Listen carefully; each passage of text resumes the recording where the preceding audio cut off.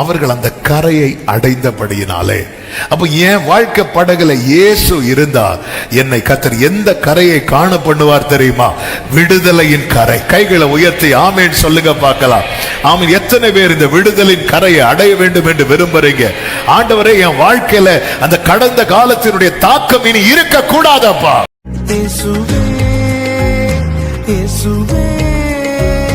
யோவான் சுவிசேஷம் 6வது அதிகாரம். யோவான் சுவிசேஷம் 6வது அதிகாரத்தின் 16 முதல் 21 வரை உள்ள வசனங்களை வாசிக்க கேட்கலாம். யோவான் 6:16 முதல் 21 வரை உள்ள வசனங்கள். சாயங்காலமான போது அவருடைய சீஷர்கள் கடற்கரைக்கு போய் படவில் ஏறி கடலின் அக்கறையில் உள்ள கப்பர்நகூமுக்கு நேராய் போனார்கள். அப்பொழுது இருட்டாய் இருந்தது. இயேசுவும் அவர்களிடத்தில் வராதிருந்தார். பெருங்காற்று அடித்தபடியினாலே கடல் கொந்தளித்தது. அவர்கள் ஏறக்குறைய 3-4 மைல் தூரம் தண்டு வலித்து போன பொழுது இயேசு கடலின் மேல் நடந்து படவுக்கு சமீபமாய் வருகிறதை கண்டு பயந்தார்கள். அவர்களை அவர் நோக்கி, நான் தான், பயப்படாதிருங்கள் என்றார். அப்பொழுது அவரை படவில் ஏற்றிக்கொள்ள மனதாயிருந்தார்கள். உடனே படவு அவர்கள் போகிற கரையை பிடித்தது. கரங்களை உயர்த்தி ஒரு ஹல்லேலூயா சொல்லுவோமா? கடந்த நாளில் பரிசுத்த ஆவியானவர் தியானிக்க வைத்த ஒரு பகுதி நாம் ஏற்கனவே யோவான் 21 தான் இந்த மாதம் ஆண்டவர் வாக்குத்தத்தமாய் அதிலிருந்து தந்து தியானிக்க வைத்தார். 21:9 நீங்க பாதி மறந்து பாதி மறக்காம இருப்பீங்க. டச் பண்ணி விட்டா, நீங்க தொடங்கி விட்டா நீங்க சொல்லுறீங்க. அவங்க கரை வந்து இறங்கின உடனே ஆண்டவர் ஆயத்தம் பண்ணினதை அவர்கள் கண்டார்கள் என்று சொல்லப்பட்டிருக்கிறது. ஆமென். இங்கே சொல்லப்பட்டிருக்கிறது, கர்த்தருக்கு மகிமை உண்டாவதாக, ஆண்டவராகிய இயேசு கிறிஸ்து சீஷர்களை அனுப்பி விடுகிறார். இந்த இடத்துல அனுப்பிவிட்டார் என்றெல்லாம் சொல்லப்படவில்லை. ஆனால் மார்க்கு சுவிசேஷம், மத்தேயு சுவிசேஷத்தை பார்க்கும்போது அக்கறைக்கு போகும்படி அவர்களை என்ன பண்ணினாரா? துரிதப்படுத்தினார் என்று சொல்லப்பட்டிருக்கிறது. இவங்க புறப்பட்டு போகிறார்கள், நடுக்கடல்ல வருகிறார்கள். ஆமென். நம்முடைய வாழ்க்கை என்பது இந்த கடலிலே பயணிக்கிற படகு போலதான் நம்முடைய வாழ்க்கை. ஆமென். இந்த கடல் கொந்தளிக்கும் போது பாத்தீங்கன்னா சங்கீதத்துல ஒரு வார்த்தை இருக்கிறது. அவங்க மேல ஆகாயத்துல ஏறி 107வது சங்கீதம் நினைக்கிறேன், அதுல ஒரு வார்த்தை இருக்கிறது. 107வது சங்கீதத்தின் 26. ஆமென். 25 பாருங்க. அவர் கட்டளையிட பெருங்காற்று எழும்பி அலைகளை கொந்தளிக்க பண்ணும். அவர்கள் ஆகாயத்தில் ஏறி ஆழங்களில் இறங்குகிறார்கள். ஆழங்கள் நேத்து பார்த்தா அப்படி இருப்பாங்க, இன்னைக்கு பார்த்தா சிலரை வந்து சில டைம்ல இப்படி பார்க்க வேண்டியிருக்கும், சில டைம்ல எப்படி தெரியும் பார்க்க வேண்டியிருக்கும், இப்படி பார்க்க வேண்டியிருக்கும். இதுதான் வாழ்க்கை. வாழ்க்கை இதுதான் வாழ்க்கை. நம்முடைய வாழ்க்கை என்பது இப்படிதான். ஆனால் ஒரு நிச்சயம் இருக்கிறது. என்ன தெரியுமா? சமுத்திரத்தில் பயணிக்கிற படகு போல என் வாழ்க்கை என்றால், நான் எந்த காரியத்துல ஸ்ட்ரகிள் பண்றேனோ அதற்கு ஒரு கரையை கர்த்தர் வைத்திருக்கிறார். கைகளை உயர்த்தி ஒரு ஆமேன் சொல்லுங்க பார்க்கலாம்.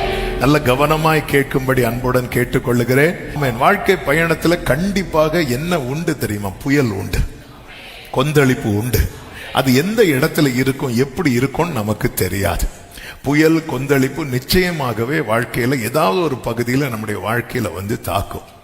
ஆனால் அந்த நேரத்தில் ஒரு காரியத்தை புரிந்து கொள்ள வேண்டும்.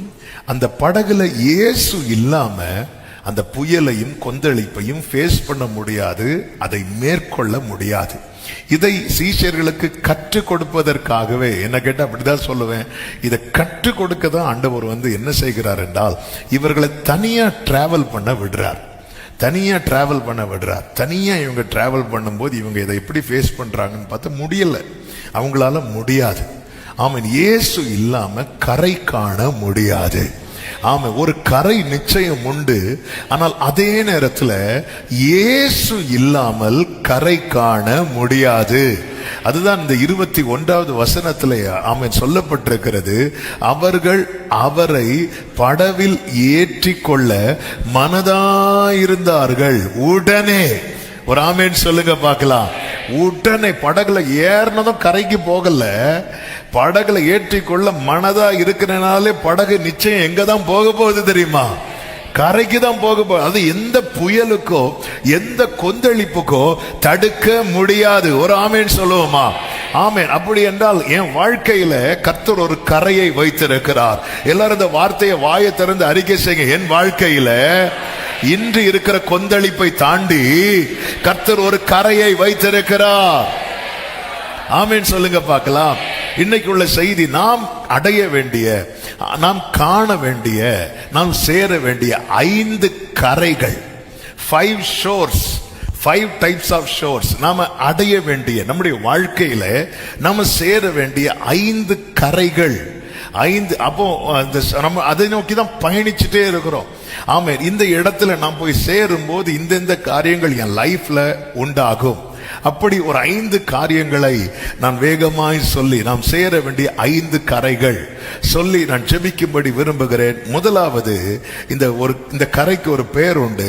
அது என்ன கரை அப்படின்னா, விடுதலையின் கரை, ஷோர் ஆஃப் டெலிவரன்ஸ்.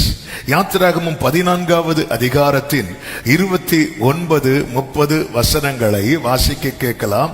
யாத்திராகமம் 14, 29, 30 வசனங்கள். இஸ்ரவேல் புத்திரரோ சமுத்திரத்தின் நடுவாக வெட்டாந்தரையின் வழியாய் நடந்து போனார்கள். அவர்கள் வலது புறத்திலும் அவர்கள் இடது புறத்திலும் ஜலம் அவர்களுக்கு மதிலாக நின்றது. இவ்விதமாய் கர்த்தர் அந்நாளிலே இஸ்ரவேலரை எகிப்தியரின் கைக்கு தப்புவித்து ரட்சித்தார். கடற்கரையிலே எகிப்தியர் செத்து கிடக்கிறதை இஸ்ரவேலர் கண்டார். இஸ்ரவேல் புத்திரர் சிவந்த சமுத்திரத்தை கடந்து மறுகரையில ஏறுகிறார்கள். அந்த கடற்கரையிலே அவர்கள் அடைந்த போது, கடற்கரையிலே அவர்கள் கண்ட காட்சி என்னவென்றால், எகிப்தியர் என்ன செய்து கிடக்கிறார்கள். அதன் அர்த்தம் என்ன? இதுதான் விடுதலையின் கரை. எகிப்தியர் இல்லாத கரை. 430 வருஷம் தொடர்ந்த பிரச்சனைக்கு முற்றுப்புள்ளி வைக்கிற கரை. ஒவ்வொரு ரட்சிக்கப்பட்ட தேவ பிள்ளையின் வாழ்க்கையிலும் இது நிச்சயம் தேவை. இவங்க இஸ்ரவேலர்கள். ஆமென். எல்லாம் எடுத்து வாசிக்க நேரம் இல்லாததுனால 5ன்னு வாயத்திலிருந்து சொன்னனால 5 சொல்லிதான் ஆகணும். ஆமென். சிலதை லைட்டா ஸ்கிப் பண்ணிடுவேன். ஆமென். சில காரியங்களை கொஞ்சம் அழுத்தி சொல்ல விரும்புகிறேன். இது ரொம்ப முக்கியமான காரியம். நமக்கு தெரிந்த சம்பவம். இது சம்பவம் அல்ல இங்க விஷயம். இது நம்முடைய லைஃப்ல அனுபவிக்க வேண்டியது அவசியம். இஸ்ரவேலர்கள் எகிப்தை விட்டு இரத்தத்தால மீட்கப்பட்டு வந்தார்கள். மீட்கப்பட்டு வந்த பிறகும் எகிப்தியர் என்ன பண்றாங்க அப்படின்னா, இஸ்ரவேலரை தொடர்ந்து வராங்க. இன்னைக்கு அநேகர் பாதிக்கப்படுகிறது எதுல தெரியுமா? அவங்களுடைய பாஸ்ட் லைஃப்னால, கடந்த வாழ்க்கையினால. இப்போ அவங்க எகிப்தை விட்டு வந்துட்டாங்க. ஆனாலும் எகிப்தின் பிரச்சனை அவங்களை தொடருகிறது. கடந்த வாழ்க்கையினுடைய தாக்கம் இன்னும் அநேகருக்குள்ளே இருந்து கொண்டு இருக்கிறது. அந்த பாதிப்பு இருந்து கொண்டுதான் இருக்கிறது. சில பாத்தீங்கன்னா, நான் இப்ப குடியெல்லாம் விட்டுட்டேன் பிரதர் அப்படி சொல்லுவாங்க. குடியெல்லாம் விட்டுட்டேன், முற்றிலுமா விட்டுட்டேன் அப்படி சொல்லுவாங்க. விட்டாச்சு, சரி. இப்ப நான் எதுக்காக ஜெபம் பண்ணணும்? என்னுடைய லிவருக்காக நீங்க ஜெபம் பண்ணணும். நான் சொல்றது புரியும் நினைக்கிறேன். இவங்க உண்மையில என்ன பண்ணிட்டாங்க? குடிய விட்டுட்டாங்க. ஆனா அந்த குடியினால ஒரு பாதிப்பை இன்னும் என்ன பண்ணிட்டு இருக்கிறாங்க தெரியுமா? சுமந்து கொண்டுட்டு இருக்கிறாங்க. ஒரு எக்ஸாம்பிளுக்காக இதை சொல்றேன். அப்படி யாராவது கோச்சிக்காதீங்க, கர்த்தர் உங்களுக்கு விடுதலை தருவாராக. இதுதான் அநேகர் தங்களுடைய கடந்த வாழ்க்கையை விட்டுட்டாங்க. இந்த காரியம் வேண்டாம், இந்த பிரச்சனை வேண்டாம். ஆனா அதனுடைய அந்த பாஸ்ட் லைஃப் பவர் இருக்குல்ல, அந்த கடந்த காலத்துக்குன்னு ஒரு வல்லமை இருக்கிறது. கடந்த காலத்துக்கென்று ஒரு வல்லமை இருக்கிறது. அதனுடைய தாக்கம் அநேகர் லைஃப்ல தொடருகிறது. அப்படி பாதிக்கப்படுகிற நிலையில இருக்கிறவர்கள் கண்டிப்பாய் அடைய வேண்டிய ஒரு கரை இருக்கிறது. அந்த கரை தான் விடுதலையின் கரை. எத்தனை பேர் நம்புறீங்க? எனக்கு ஒரு விடுதலையின் கரையை வைத்திருக்கிறார். இந்த சத்தத்தை சமீபத்திலும் தூரத்திலும் இருந்து லைவ்ல கேட்கிறவங்க இருக்கிறீங்க. வழக்கம் போல 10 மணி ஃபாஸ்டிங் பிரேயர் கேட்கிறவங்களும் இருப்பீங்க. ஆமென். யார் யாருக்கு இந்த செய்தி போகணுமோ கர்த்தர் கேட்க வச்சிருவார். ஆமா. அதே நேரத்தில் இந்த சத்தத்தை கேட்கும் போது உங்க லைஃபை திரும்பி பாருங்கள். நீங்க வேண்டாம் விட்ட காரியத்தினுடைய தாக்கம் உங்களை இன்னும் பாதிக்கிறது என்றால், நீங்கள் இந்த கரையை அடைந்துதான் ஆக வேண்டும். இந்த கரையில சேரும் போதுதான் இவர்கள் கண்ட காட்சி என்ன தெரியுமா? எகிப்தியர் எப்படி கிடக்கிறாங்களா? செத்து கிடக்கிறாங்க. அது அர்த்தம் என்ன? இனி எகிப்தியன் இல்லை. எகிப்து இனி இந்த பிரச்சனையே இல்லை, இனி இந்த போராட்டமே இல்லை, இனி இந்த நெருக்கமே இல்லை. நான் ஆண்டவருக்குள்ள வந்ததுக்கு அப்புறமும் சில கடந்த காலம் நான் ஆண்டவர் அறியாம இருந்த போது எதிலான பாதிக்கப்பட்டேனோ பிடிக்கப்பட்டேனோ, இப்ப ஆண்டவருக்குள்ள வந்த பிறகும் சில பாஸ்ட் லைஃப்னுடைய தாக்கம் என் லைஃப்ல தொடர்ந்து கொண்டு இருக்கிறது என்ற நிலையில அந்த கடந்த காலத்தின் தாக்கம். அதாவது சில சொல்லுவாங்க தெரியுமா, எங்க முன்னோர் செய்த பாவம். கடந்த நாள்ல சில மாதங்களுக்கு முன்பதாகவே ஒரு சகோதரர் சொன்ன வார்த்தை, எங்க தாத்தா இப்படி பண்ணாரு, எங்க தாத்தா இப்படி பண்ணாரு அப்படி சொல்லிட்டு ஒரு சம்பவத்தை சொன்னாங்க. நான் அந்த சம்பவம் சொல்லல, ஏன்னா ஒருவேளை லைவ்ல பார்த்துட்டு இருக்கலாம். அப்படி ஒரு சம்பவத்தை சொன்னாங்க. அதனாலேயும் என்னமோ தெரியல, நாங்க ரொம்ப கஷ்டப்படுறோம் அப்படிங்கிற ஒரு வார்த்தை சொன்னாங்க. அப்படியெல்லாம் ஒண்ணும் கிடையாது பிரதர்ன்னு சொல்லிட்டு அவர்கிட்ட சொல்லலாம். ஆனா ஒரு ஆள் பாதிக்கப்பட்டு சொல்லும் போது நம்ம என்ன செய்தாகணும் தெரியுமா, நம்ம அதை கேட்டுதான் ஆகணும். சில அப்படிப்பட்ட பாதிப்புகள் சில இடத்துல இருக்கிறது. அப்போ அதுக்கு கர்த்தர் சொல்யூஷன் இருக்கிறது. கர்த்தர் ஒரு கரையை வைத்திருக்கிறார். சில ஆண்டவரே என் குடும்பத்துல இந்த ஆண்டவரை நான் ரட்சிப்புக்குள்ள வந்ததுக்கு அப்புறமும் ஆண்டவரை தேடினதுக்கு அப்புறமும் இந்த தரித்திரம் மாற மாட்டேங்குது, இந்த போராட்டம் மாற மாட்டேங்குது. சில பாருங்க, ஒரு சகோதரர் இருக்கிறார், கிருபையினால கர்த்தர் அவரை உயிரோட காத்திருக்கிறார். அவர் சொன்ன காரியம், அவருக்கு திடீரென்று அட்டாக் வருது. அட்டாக் வரும்போது அவர் வரார், ஃபேமிலியா வராங்க, இங்க அப்படியே இருக்கிறாங்க. உட்கார்ந்து இருக்கும்போது அவங்க சொல்றாங்க, என் குடும்பத்துல இந்த வயசு வரும்போது எல்லாரும் என்ன பண்ணுவாங்க தெரியுமா, அட்டாக் இறந்துடுவாங்க அப்படின்னு. அப்படி சொல்லும் போது அட்டாக்ல அவர் நெஞ்சு பிடிச்சிட்டு இருக்கும் போது மனைவி இப்படி சொல்றாங்க, எப்படி இருக்கும் இந்த வயசு வரும்போது மேக்சிமம் எல்லாரும். நான் நினைக்கிறேன் இப்படி கேட்டு அட்டாக் வந்துச்சோன்னு தெரியல. இப்படி வரும்போது அவர் இப்படி சொல்லாதீங்க, அவர் ஏற்கனவே நெஞ்சை பிடிச்சிட்டு படுத்திருக்காரு. இந்த வயசு வரும்போது மேக்சிமம் எங்க வீட்டுல எல்லாரும் போக மாட்டேங்காரு. அப்படி கிருபை. இப்போ அவங்க அதெல்லாம் ஒரு பார்த்துட்டு இருக்கலாம், பாஸ்டர் சொல்லிட்டீங்க பாஸ்டர் அப்படி சொல்லி மெசேஜ் வரும். ஆண்டவர் கிருபை அதை பிரேக் பண்ணி இன்னைக்கு ஆண்டவர் ஜீவனுள்ள சாட்சியா வச்சிருக்கிறாங்க. அவருக்கு டிராவல் பண்ணக்கூடாது, அவர் எங்கெல்லாமோ டிராவல் பண்ணிட்டு இருக்கிறார். அப்போ சில காரியங்கள் நம்மளை அப்படி தொடரும், நம்மளை தாக்கும். டயபெட்டிஸ் ஒரு வியாதி இருக்கு பாருங்க, அது எப்படி பிடிக்கும்னு பார்த்தா, உங்களுக்கு என்ன சுகரா, இந்த வயசுல சுகர் வந்திருக்க கூடாது, உடனே அடுத்து என்ன தெரியுமா கேட்பாங்க, என்ன கோரஸ். கரெக்ட் இருக்குல்ல. அப்ப சில காரியங்கள் நம்மளை தொடருதுல. நம்ம இது நம்ம சில காரியத்தை இயற்கைன்னு சொல்லிட்டு விட்டுறோம். சிலுவையில் அவர் நமக்காக சாபமானார். நன்மைதான் தொடரணுமே தவிர தீமை என்ன செய்யக்கூடாது, தொடரக்கூடாது. ஆனா இன்னைக்கு நன்மை தொடருவதை விட எது தொடருது தெரியுமா, இந்த எகிப்தியன் தொடருகிறான். அப்போ என் வாழ்க்கையில நான் அடைய வேண்டிய இந்த விடுதலையின் கரையில என்னை கர்த்தர் கொண்டு போய் சேர்க்கணும். இந்த இஸ்ரவேல் ஜனங்கள் என்ன செய்தாங்க என்று நமக்கு தெரியும். திரும்பி பார்க்கும்போது யார் வருகிறார் தெரியுமா, பார்வோன் சேனையோடு வருகிறான். அப்பொழுது இஸ்ரவேலர்கள் என்ன பண்ணாங்க தெரியுமா, கண்களை ஏறெடுத்து கர்த்தரை நோக்கி கூப்பிட்டார்கள் என்று யாத்திராகமம் 14:10 சொல்லப்பட்டிருக்கிறது. யாத்திராகமம் 14:10 பார்க்கும்போது வாசிக்க வேண்டாம், அவர்கள் கண்களை ஏறெடுத்து எகிப்தியர் தங்களுக்கு பின்னே வருகிறதை கண்டு. தேவ பிள்ளைங்க பார்க்கணும், நல்ல கவனமா கேளுங்க. பின்னிட்டு பார்க்க கூடாதுன்னு பைபிள்ல இருக்கு. நான் அந்த டாபிக் உள்ள போகல. ஆனா ஒரு தேவ பிள்ளைக்கு தெரியணும் எது என்னை தொடருகிறது என்று. ஒரு ஆமீன் சொல்லுங்க பார்க்கலாம். நாகும் 1 என்ன சொல்லப்பட்டிருக்கிறது, இடுக்கம் மறுபடியும் உண்டாகாது. என் லைஃப்ல இப்படி ஒரு பாதிப்புக்குள்ள நான் வந்துட்டேன், ஆண்டவர் என்ன கிருபையாய் காத்து கொண்டார். இனி அடுத்த சேலஞ்ச் என்ன தெரியுமா, இந்த பாதிப்பு எனக்கு மறுபடியும் வந்துடக்கூடாது. இதுக்கு தேவ பிள்ளை ஜெபிக்கணும், பாதுகாத்ததுக்காக தேங்க் பண்ணணும், நன்றி செலுத்தணும். ஆண்டவரே மறுபடியும் நான் இதுக்குள்ள போயிடக்கூடாது.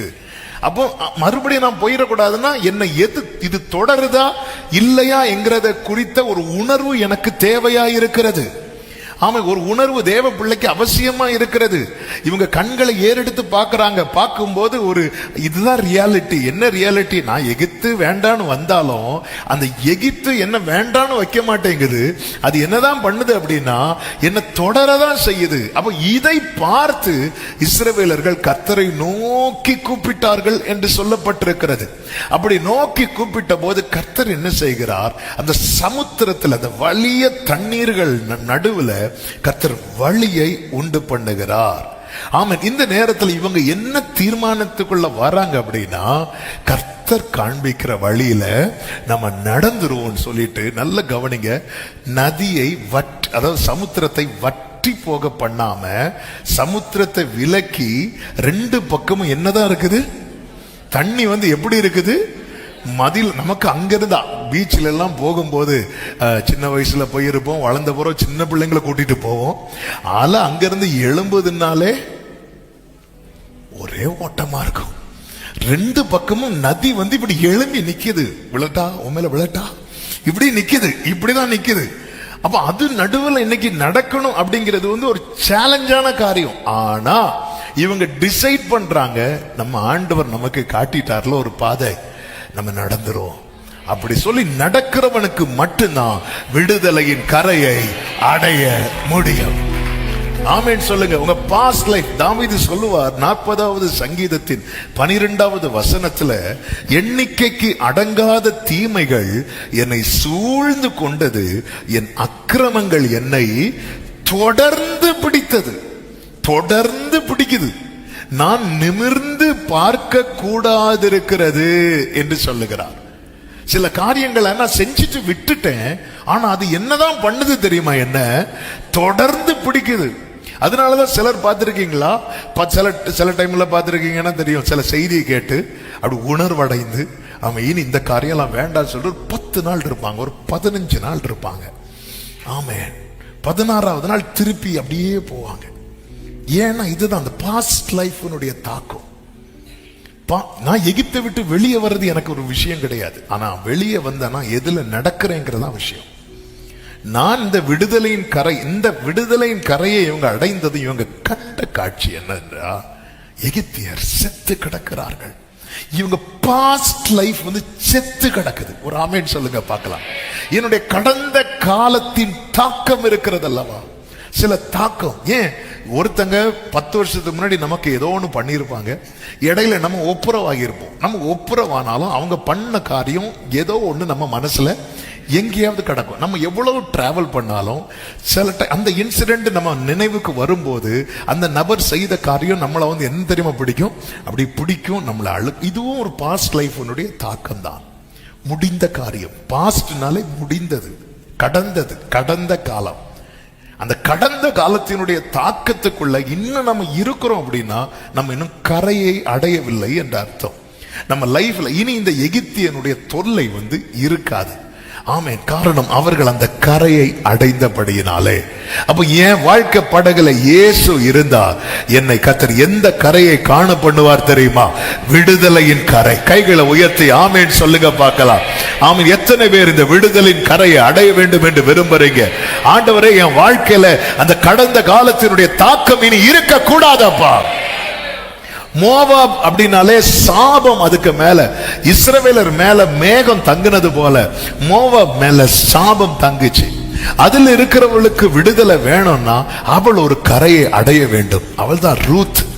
ரூத் அந்த கரையை நகோமி மூலமாய் அடைகிறாள். பெத்லெகேம் என்னும் கரைக்கு வருகிறாள். அவளை விட்டு எது விலகுது தெரியுமா? மோவாப் என்கிற அடையாளமே கம்ப்ளீட்டா விலகி அவ எந்த அடையாளத்துக்குள்ள வருகிறாள் அப்படின்னா, போவாசின் மனைவி இஸ்ரவேல் என்கிற அடையாளத்துக்குள்ள அவ என்றாகிறாள். ஆமென். இதுதான் அந்த கரை, விடுதலையின் கரை. தலைமுறை 10ஆம் தலைமுறை ஆனாலும் சாபம் நிக்க, அதாவது சாபம் தீராத அளவுக்கு ஒரு வாசிக்கலாம். யோனா 2:10. கர்த்தர் மீனுக்கு கட்டளையிட்டார், அது யோனாவை கரையிலே கக்கி விட்டது. அது கரையிலே கக்கி விட்டது என்று சொல்லப்பட்டிருக்கிறது. 3வது அதிகாரம் நீங்க படிச்சீங்கன்னா தெரியும். 2ஆம் தரம் கர்த்தருடைய வார்த்தை யோனாவுக்கு உண்டாகி, நீ எழுந்து எங்க போ? நினிவேக்கு போ அப்படிங்கிறார். இது முதல் தரமும் உண்டான வார்த்தை. 1வது அதிகாரத்தின் 2வது வசனத்தை பாருங்கள். ஆமென். 1-2 கர்த்தருடைய வார்த்தை உண்டாகி அவர் நீ எழுந்து மகாநகரமாகிய நினிவேக்கு போய் அதற்கு விரோதமாய் பிரசங்கி. இப்போ 3வது அதிகாரத்தின் 1-2 வசனங்களை வாசிக்கலாம். 2ஆம் கர்த்தருடைய வார்த்தை யோனாக்கு உண்டாகி அவர் நீ எழுந்து மகாநகரமாகிய நினிவேக்கு போய் நான் உனக்கு கற்பிக்கும் வார்த்தையை அதற்கு விரோதமாக பிரசங்கி. அப்ப நல்ல கவனமா கேளுங்க. ஃபர்ஸ்ட் சொன்னதுதான் திருப்பியும் சொல்ற. அதன் அர்த்தம் என்ன? நம்மை குறித்த தேவ திட்டம் மாறாது. ஒரு சத்தம் ஒரு ஆமீன் சொல்லுங்க பார்க்கலாம். நான் தோற்கலாம், என்னை குறித்த தேவ திட்டம் தோற்காது. நான் தோற்கலாம், என் வாழ்க்கையில நான் எடுக்கிற டெசிஷனால என் வாழ்க்கையில தோல்வி வரலாம், தேவ திட்டத்துல தோல்வி வராது. அப்போ இப்போ யோனா ஸ்டோரி தெரிஞ்சதுனால நான் எல்லாம் எடுத்து வாசிக்கல, நேரம் அதிகமாகி பறக்க ஆரம்பிக்கிறதுனால நீங்க நல்ல கவனிக்கணும்.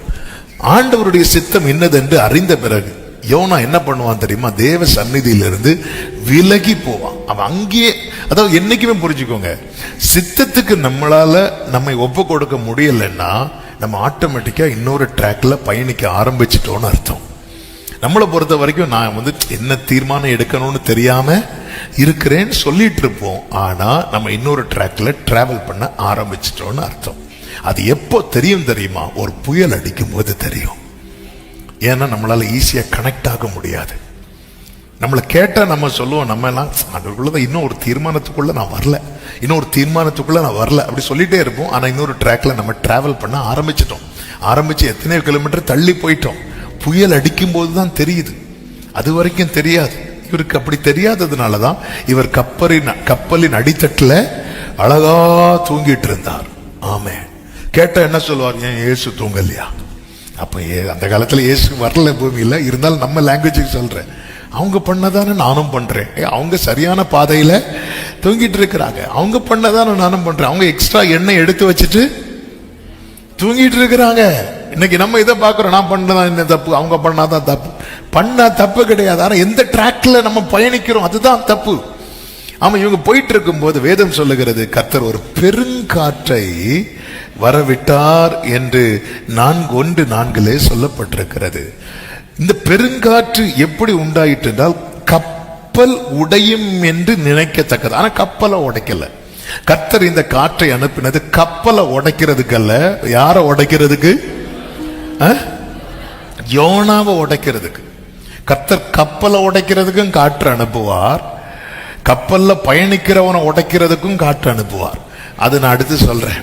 ஆனா இப்போ உடைக்கல. இங்க யோனாவை, அப்போ ஆண்டவர் ஒரு நபரை ரெஸ்டோர் பண்றாருன்னா, திரும்ப கட்டி எழுப்ப விரும்பணும் அப்படின்னா, விரும்புகிறார் என்றால் அவனை கர்த்தர் என்ன செய்யணும்னு நினைக்கிறார் தெரியுமா?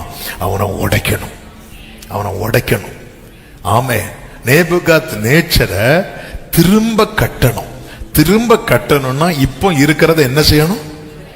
உடைக்கணும். அவ்வளவுதான். இப்போ இருக்கிறத உடைக்கணும். அப்படியே கிரேப்ஸ் சாப்பிட்டுட்டே, இது நான் கட்டின பாபிலோன் நல்லவான்னு சொன்ன, கையில கிரேப்ஸுக்கு பதில் இப்ப என்ன இருக்கு தெரியுமா? புல்லு இருக்கு. என்னடா இது என்ன மேஜிக், என்ன மாற்ற? அப்படியே தள்ளிட்டார். ஆமா, அப்படியே மாத்திட்டார். டோட்டல். ஒரு மனுஷன் எல்லாம் இருந்து இல்லாம ஆகும்போது ஒருத்தரம் வர மாட்டாங்க. அவன் ராஜாவா இருந்தாலும்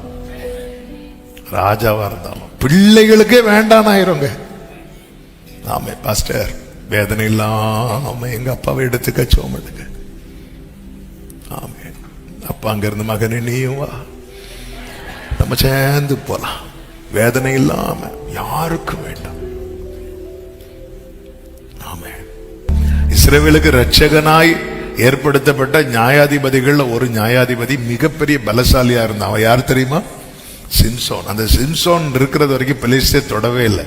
ஆனா பெலிஸ்தியர் ஒரு நாள் கேட்பாங்க, இந்த சிம்சோனால எங்களுக்கு இவ்வளவு பிரச்சனை, அவனை நீங்க ஒப்பு கொடுத்தீங்கன்னா உங்களை விட்டுருவோன்னு சொல்லும் போது அவனுடைய பெற்றோர் உட்பட எல்லாரும் சேர்ந்து என்ன தெரியுமா பண்ணுவாங்க? அவனை கட்டி கொண்டு போய் கொடுப்பாங்க. அதாவது இவனை மட்டும் நாங்க கை வைக்கிறோம் அப்படின்னு உங்களுக்கு பிரச்சனை இல்லை, எனக்கு பிரச்சனை இல்லைன்னு வரும்போது வாங்கிடுவாங்க. ஆமே. இதுதான் உலகம். இப்படிதான் உலகம், இப்படிதான் இருக்கும். எல்லாம் இருக்கும்போது பாருங்க, ஒரு பிரச்சனைன்னு வரும்போது இந்த யோனாவை தூக்கி போடுறாங்க. அவங்களுக்கு மனசு இல்லை, ஆனா நமக்கும் பிரச்சனை ஆயிரும் அப்படி சொன்னதை அவனை தூக்கி போட்டாங்க. சில நேரம் தூக்கி போடப்பட்டா மட்டும்தான் நமக்கு உணர்வு வரும். ஆண்டவர் இப்படிப்பட்ட ஒரு அனுபவத்தை உங்க வாழ்க்கையில கர்த்தர் அனுமதிக்கிறார்னா புரிஞ்சுக்கோங்க, கர்த்தர் உங்களை மறுபடியும் கட்டி எழுப்ப விரும்புகிறார்.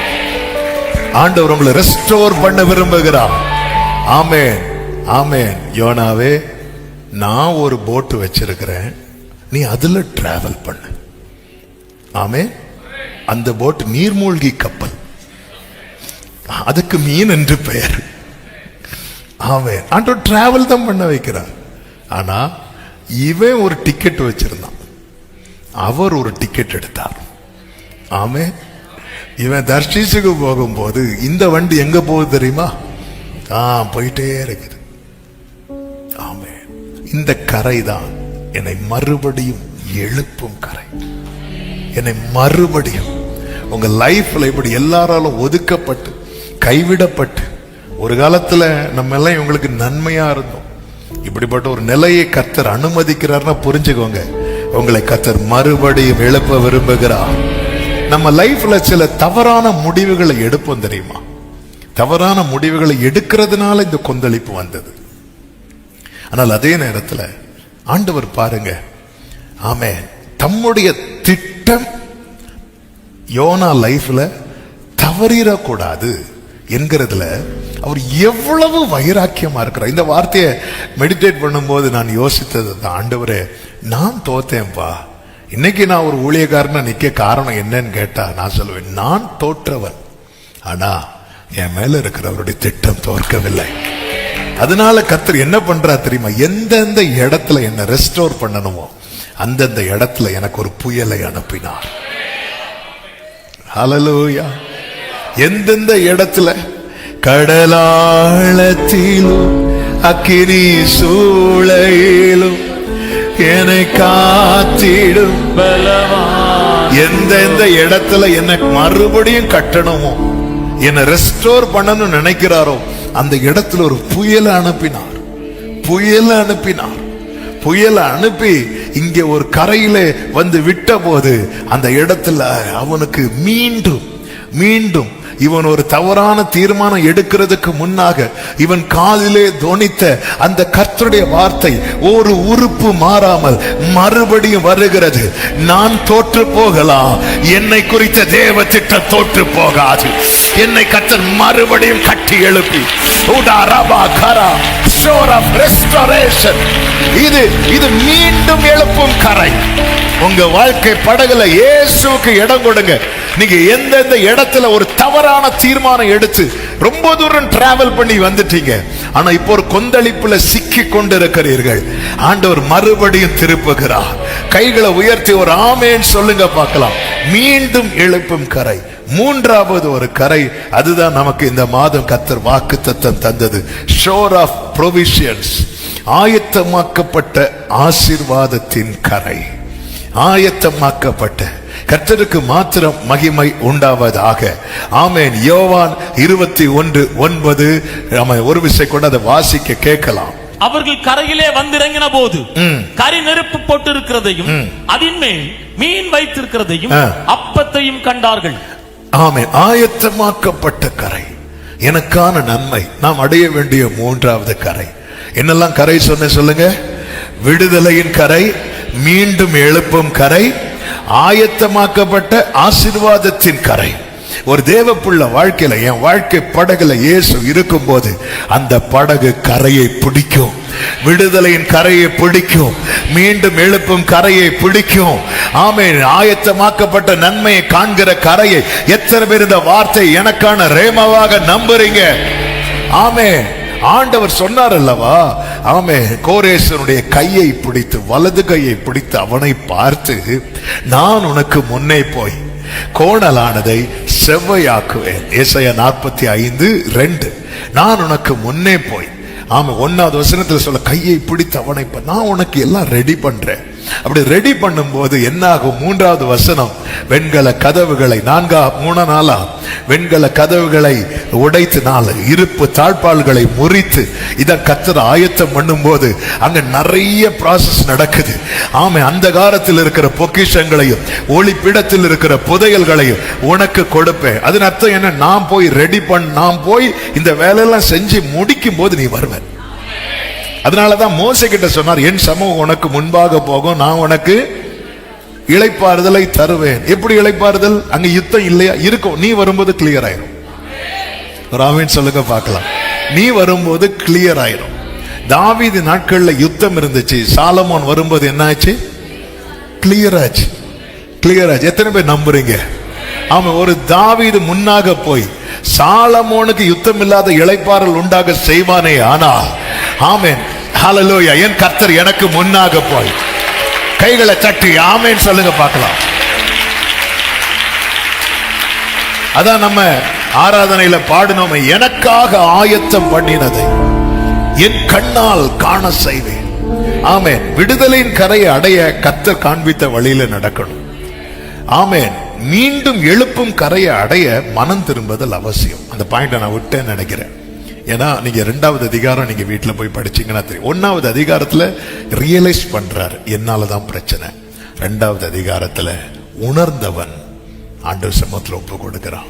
ஆண்டவர் ரட்சிப்பு முடியாது நெருக்கத்தில் இருந்து, அப்பா எனக்கு இறக்கம் செய்யுங்க அப்படி சொல்லிட்டு அவன் கதறான். அப்போ அவன் ஷோர் ஆஃப் ரெஸ்டோரேஷன் அடையணும்னா மனம் திரும்புதல். நீங்க தீர்க்கதரிசி தான், உங்ககிட்ட வரம் இருக்கு, வரம் உடையவன் மனம் திரும்புகிறான். இதுதான் இன்னைக்கு மெசேஜ். மனம் திரும்புதல்ங்கிறது ஃபர்ஸ்ட் ப்ராசஸ். நம்ம ரட்சிக்கப்பட்ட அந்த டைம்ல அது டெய்லி ப்ராசஸா இருக்கும். என் லைஃப்ல ஒரு புயலை என்னால ஃபேஸ் பண்ண முடியலையா? அப்பா ஆண்டவரே நான் தப்பு பண்ணேப்பா. சித்தத்தை விட்டு விலகினவனை திரும்ப அதே சித்தத்துக்குள்ள கொண்டு வர ஆண்டவர் நினைச்சா இவனை தள்ளிட்டு அவன் இன்னொரு மீகாவை கொண்டு வர. ஒரு எக்ஸாம்பிளுக்காக சொல்றேன். எவனா போனா என்ன நமக்கு யார் இருக்கிறா? மீக கொண்டு வந்திருக்கலாம்ல? இல்ல.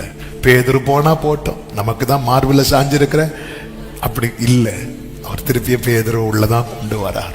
அந்த கரையை அடையணும். இந்த படகுல இயேசு இருக்கணும். இன்னைக்கு உள்ள செய்தி அதான். என் படகுல இயேசு இருந்தா இந்த படகு உடனே விடுதலையின் கரை அடையும், ரெஸ்டோரேஷன் கரை அடையும், ப்ரொவிஷன் கரை அடையும். ஆமென் சொல்லுங்க பார்க்கலாம். அப்படிதான் இவர்கள் ஆயத்தமாக்கப்பட்டதை இவங்க பார்க்கிறாங்க. பார்த்தது மட்டும் இல்ல. யோவான் 21:9-11 சொல்லப்பட்டிருக்கிறது. அந்த வசனத்தை வாசிக்கலாம்.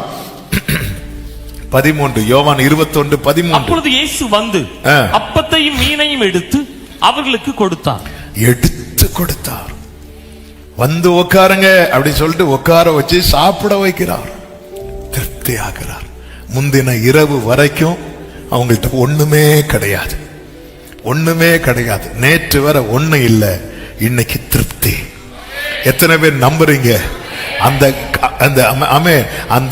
அந்த ஆயத்தமாக்கப்பட்ட கரையை நான் பார்த்துட்டேன்னா என் லைஃப்ல இந்த திருப்திங்கிற வார்த்தை எழும்ப ஆரம்பிக்கும். நேற்று வர ஒண்ணுமே கிடையாது. 21:3 சொல்லப்பட்டிருக்கும், அந்த ராத்திரியிலே அவர்கள் ஒன்றும் பிடிக்கவில்லை. அடுத்த நாள்ல அவங்க எப்படி இருக்கிறாங்க? 21:15 அவர்கள் போஜனம் பண்ணின பின்பு சாப்பிட்டு முடிச்சாச்சு. திருப்தி, நிறைவு. ஆண்டவரே என் லைஃப்ல எத்தனை பேர் நம்புறீங்க? என் லைஃப்ல இப்படி ஒரு ஷோர், இப்படி ஒரு கரையை கர்த்தர் வைத்திருக்கிறார். ஆமென். என் படகுல இயேசு இருந்தா உடனே படகு கரையை பிடிக்கும். உடனே படகு ஏற்றுக்கொள்ள மனதா இருந்தாங்க. உங்க லைஃப்ல நீங்க ஜீசஸுக்கு முக்கியத்துவம். உடனே படகு. இந்த shore of deliverance, shore of restoration, shore of provisions. Amen. இந்த விடுதலையின் கரை, இந்த மீண்டும் எழுப்பும் கரை. ஆமென். இந்த ஆயத்தமாக்கப்பட்ட ஆசீர்வாதத்தின் கரை. இதை பார்க்கும்போது நம்முடைய வாழ்க்கையில என்னெல்லாம் உண்டாகுது? எப்பாடா இனி எகிப்தின் தொல்லை இல்லை. அந்த வார்த்தை என்னை ரொம்ப தொட்டது. எகிப்தியர் செத்து கிடந்தாங்க. ஆவிக்கிற கண்ணோட்டத்தில் பார்க்கும்போது பாஸ்ட் லைஃப் அவுட். இனி அது ஒன்ன தொடாது. என்னை கேட்கிற வாலிப தம்பி தங்கச்சி, என்ன கேட்கிற பெரியோர்களே, கடந்த காலத்தின் தாக்கத்தினாலேயே மீண்டும் மீண்டும் விழுகிற ஒரு நிலை இருக்கு பாருங்க. ஆமே, நீங்க அவர் காண்பிக்கிற பாதையில நடவுங்கள். அந்த விடுதலையின் கரையில வரும்போது ஹalleluya, ஒரு ஆமென் சொல்லுங்க பார்க்கலாம். நான்காவதாக சாட்சியின் கரை, ஷோர் ஆஃப் டெஸ்டிமனி. அப்போஸ்தலர் 28வது அதிகாரத்துல ஆமென் 1வது வசனத்திலே சொல்லப்பட்டிருக்கிறது, நாங்கள் தப்பி கரை சேர்ந்த பின்பு அந்த தீவின் பேர் மெலித்தா என்று அறிந்தோம். இவங்க தப்பி கரை சேர்றாங்க, ஒரு கரையில வந்து சேர்றாங்க. அந்த கரை எப்படிப்பட்ட கரை அப்படின்னா சாட்சியின் கரை. என்ன சாட்சியின் கரை? ஆமென். அந்த இடத்துல நமக்கு ஒரு சம்பவம் நமக்கு நன்றாய் தெரியும். பவுல் கையில என்ன கொத்துச்சு தெரியுமா? ஒரு விரியன் பாம்பு கொத்துச்சு. 27வது அதிகாரத்துல இந்த கப்பல் பயணத்தின் போதே பவுல் சொல்றாரு, என்ன சொல்றாருன்னா, இந்த டிராவல் நமக்கு செட் ஆகிறது மாதிரி தெரியலன்னு சொல்லும் போது கேப்டன் சொல்றாரு, அது நல்லா தானே காற்று அடிக்குது, மெதுவா தான் அடிக்குது, நம்ம போயிடலாம் அப்படின்னு. அப்போ அந்த நூற்றுக்கு அதிபதி பவுலினுடைய சத்தத்தை சொல்லப்பட்டவைகளை பார்க்கிலும் 27:11 நூற்றுக்கு அதிபதி பவுலினால் சொல்லப்பட்டவைகளை பார்க்கிலும் மாலுமியையும் கப்பல் எஜமானையும் அதிகமாய் நம்பினான் என்று சொல்லப்பட்டிருக்கிறது. அப்போ பவுல் வந்து கிருபை உள்ளவன், அபிஷேகம் உள்ளவன், தேவனோடு உறவாடுகிறவன். ஆனா அவனுக்கு வேல்யூ இல்லாம போகுது. அப்போ வேல்யூ வரணும்னா இவன்ட்டு ஒரு டெஸ்டிமனி வெளியே வரணும்.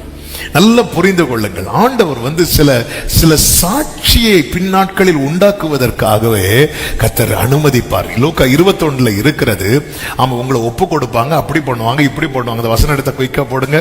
ஆமென். ஆனாலும் இவைகள் எல்லாம் உங்களுக்கு பின்னாட்களிலே சாட்சி உண்டாக ஏதுவாகும், சாட்சி உண்டாக ஏதுவாகும் என்று லூக்கா 21:13 இருக்கிறது.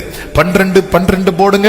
இவைகள் எல்லாம் நடப்பதற்கு முன்னே என் நாமத்தின் நிமித்தம் உங்களை பிடித்து ஆலயத்து சிறைச்சாலைகளுக்குள் ஒப்பு கொடுத்து உங்களை இழுத்து துன்பப்படுத்துவார்கள்.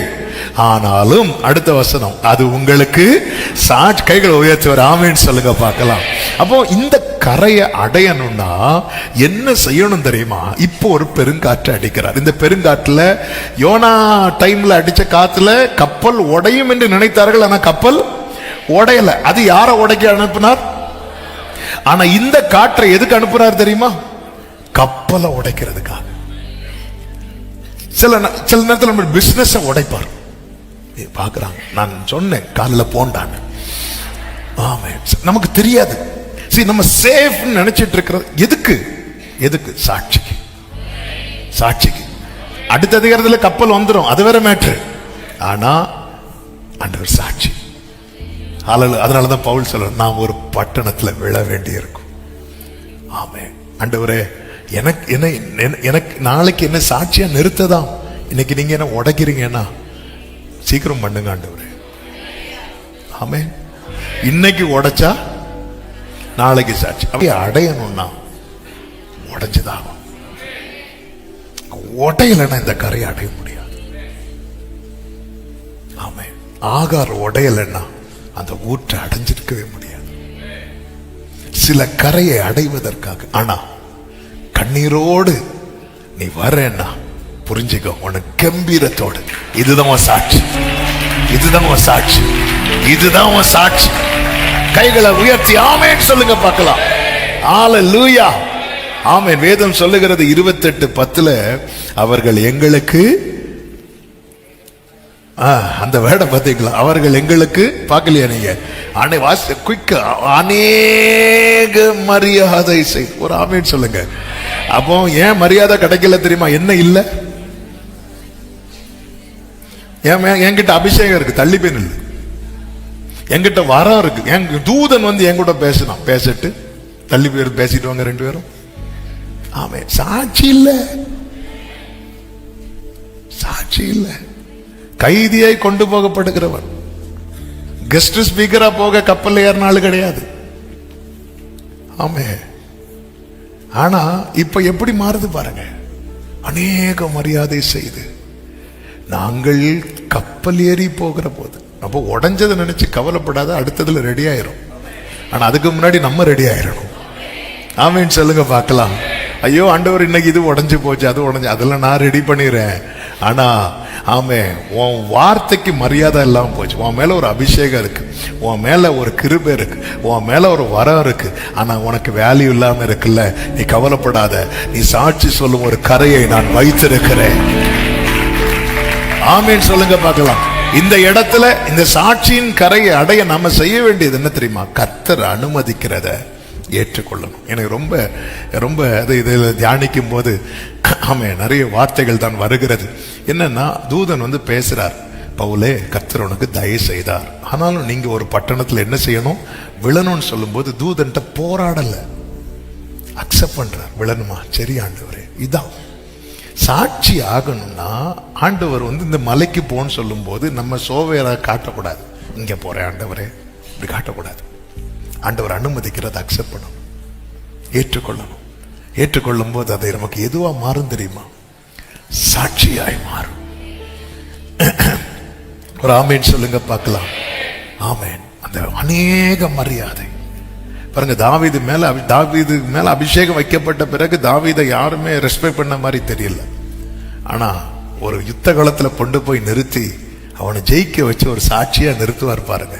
அவன் இப்ப பட்டணத்துக்குள்ள வரும்போது, ஓ சவுல் கொண்டது 1000, என்ன மரியாதை.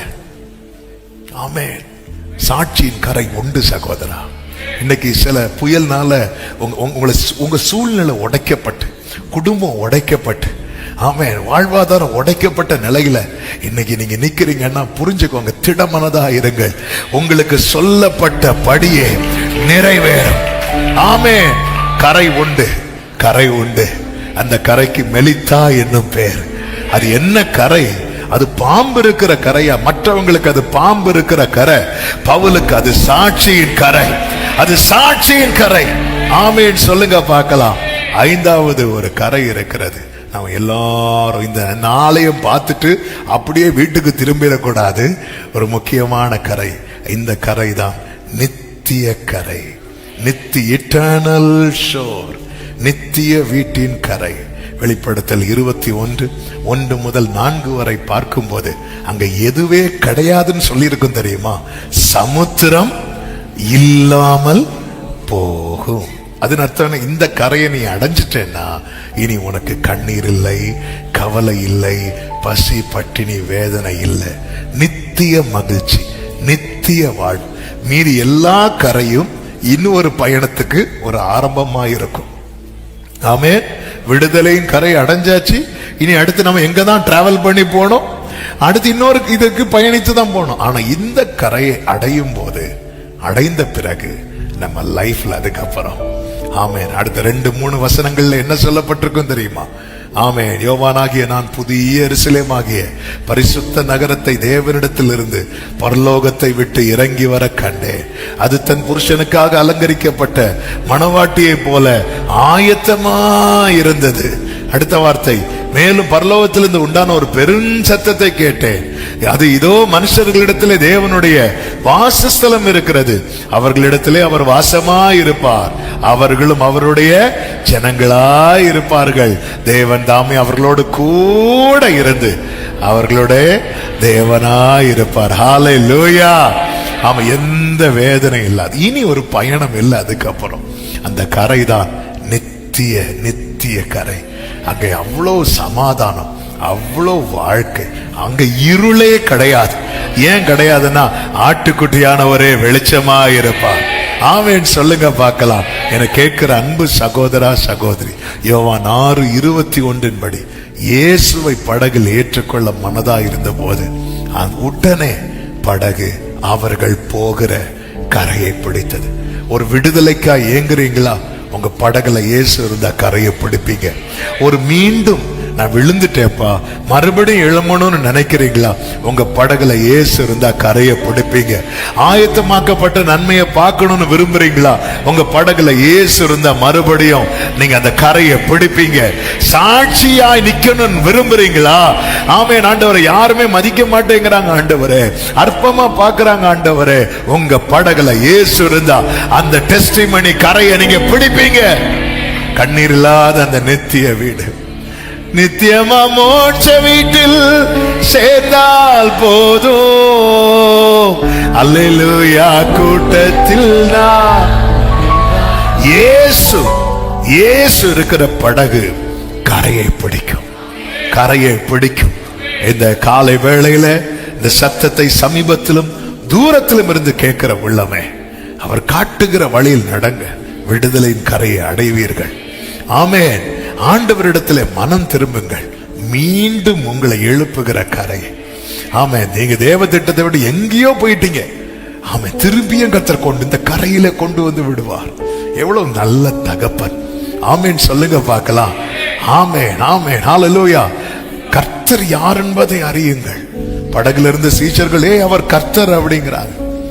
ஆமென். ஆயத்தம் பண்ணதை பார்க்கறாங்க. நீங்க அவரை அறிகிற அறிவுல வளருங்க. ஆயத்தம் பண்ணதை பார்ப்பீங்க. அவர் அனுமதிக்கிறதை ஏற்றுக்கொள்ளுங்க. கொஞ்சம் கஷ்டம்தான். அவன் அழகா பயணிச்ச கப்பல் உடைகிறதுங்கிறது கஷ்டம்தான்.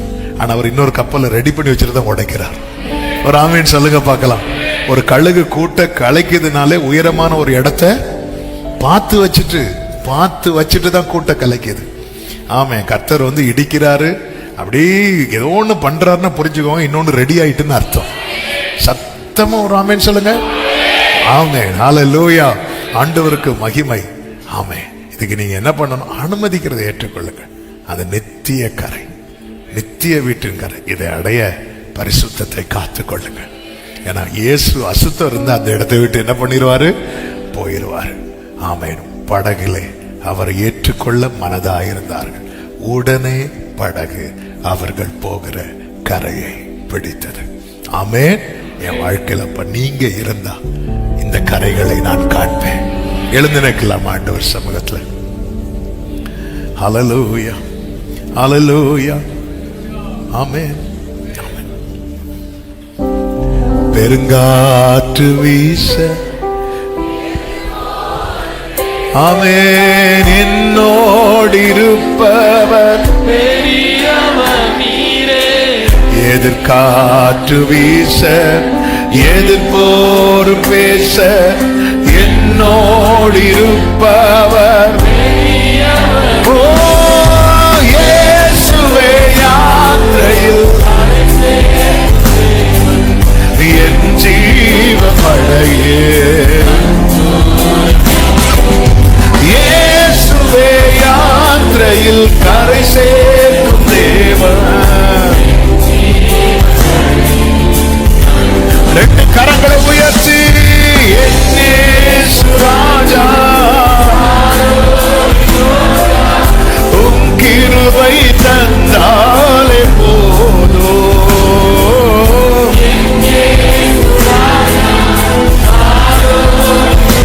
கிருபை, கிருபை, கிருபை, கிருபை, கிருபை. உடரபா, தரபா, ஹந்தரபா, லவரபா, சந்தரபா. கிருபை, கிருபை, கிருபை, கிருபை, கிருபை. ஆமென், ஆமென், ஆமென், ஆமென். உடரபா, சந்தரபா, லவகரபா, லவரபா, சந்தரபா.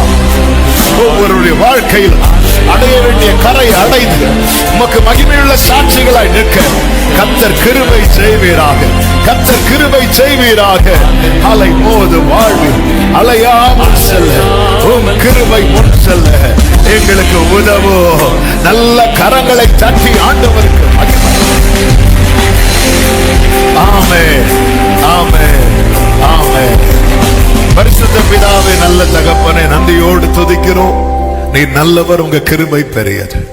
இந்த காலை வேளையில எங்களை உங்களுடைய சமூகத்தில் கொண்டு வந்து பாட, துதிக்க, ஆராதிக்க, செபிக்க வைத்து எங்களோடு திட்டமும் தெளிவுமாய் பேசினீர். ஆண்டவரை அடைய வேண்டிய கரையை எங்க வாழ்க்கை படகுல நீங்க இருந்தா இந்த படகு அடையும். கரை உண்டு, கரை உண்டுப்பா. ஆனா நீங்க இல்லாம எங்களுக்கு கரை தூரமாகவே இருக்கும்பா. அந்த விடுதலையின் கரை ஆண்டவர், இந்த மறுபடி எழுப்பும் கரை ஆண்டவர், ஆயத்தமாக்கப்பட்ட ஆசீர்வாதத்தின் கரை, சாட்சியின் கரை, நித்திய வீட்டின் கரை, இதை ஒவ்வொருவர் அடையத்தக்க கர்த்தர் எங்க வாழ்க்கை படகுல இருந்து நீர் நடத்துவீராக. ஆண்டவர், நீங்க இருக்கும் போது கொந்தளிப்பு தடுக்க முடியாது, பெருங்காற்று உடைக்க முடியாது. கர்த்தர் ஆளுகை செய்வீராக. ஒவ்வொருவரை ஆட்கொண்டு கிருபையாய் நடத்தி நம்முடைய நாமத்துக்கு மகிமை வரப்படும். தாழ்த்தி அர்ப்பணிக்கிறோம். எல்லா கன மகிமையும் ஒருவருக்கே செலுத்துகிறோம். இரட்சகர் இயேசுவின் நாமத்தில் பிதாவே, ஆமென். சேர்ந்து சொல்லுவோம். என் ஆத்துமாவே கர்த்தரை ஸ்தோத்திரி, முழுவதுமே அவருடைய பரிசுத்த நாமத்தை ஸ்தோத்திரி. என் ஆத்துமாவே கர்த்தரை ஸ்தோத்திரி, கர்த்தர் செய்த சகல உபகாரங்களை மறவாதே. ஆமென். நம்முடைய கர்த்தராகிய இயேசு கிறிஸ்துவின் கிருபையும் பிதாவாகிய தேவனுடைய அன்பும் பரிசுத்த ஆவியானவருடைய ஐக்கியமும் சிநேகமும் பாதுகாவலும் நம் அனைவரோடும் எல்லா பரிசுத்தவான்களோடு கூட கர்த்தருடைய வருகை மட்டும் தங்கி இருப்பதாக. ஆமென். ஹல்லேலூயா. God bless you. கர்த்தர் உங்களை ஆசீர்வதிப்பாராக.